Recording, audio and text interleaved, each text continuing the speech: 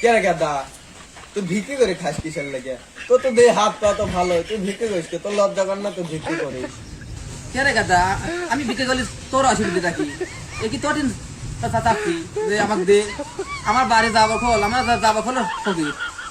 আমার বাপ দাদা চৌদ্দ গোষ্ঠী দেখছি যে ফকির বিক্রি করে খাই খা মরেছে।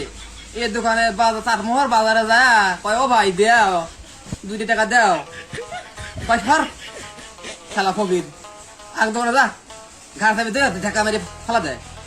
কে রে, তোর হাত পা না তোর ভালোই দেখতেছি, তোকে মানুষ ভিক্ষে দেয়, তুই কে করে ভিক্ষে চাস? তোর হাত পা না ভালোই লইছে, ভালো থাকতে ভিক্ষে করিস, কাম করে খাইতে পারিস না, কাম করে খাতে ব্যথা লাগে, মানসির কাছে হাত পাতিস, লজ্জা কর না তোর?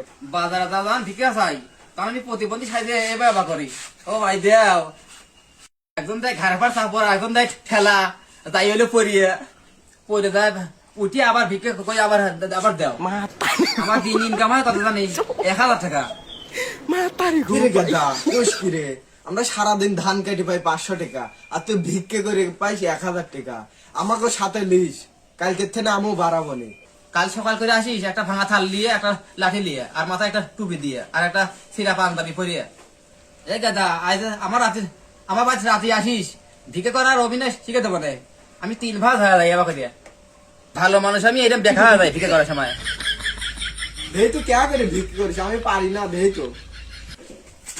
ওরে বাবা রে বাবা, কে রে আমাকে কোনদিন তো ভিক্ষে করে? আমার দ্বারা ভিক্ষে মিক্ষে করা হবে না নে। তুই সকালবেলা একা একাই বাড়াইস, আমি মনে করছি ভিক্ষে করা সহজ। প্রতিবন্ধী সাইজ দেয় উল্টেন 3 উল্টেন খাইছি, তুই ভিক্ষে 3 ভাই ধরছি কাবা করে। কালকে থেকে আমি ধানে কাটতে যাবো না, তুই ভিক্ষে করছিস একা একা।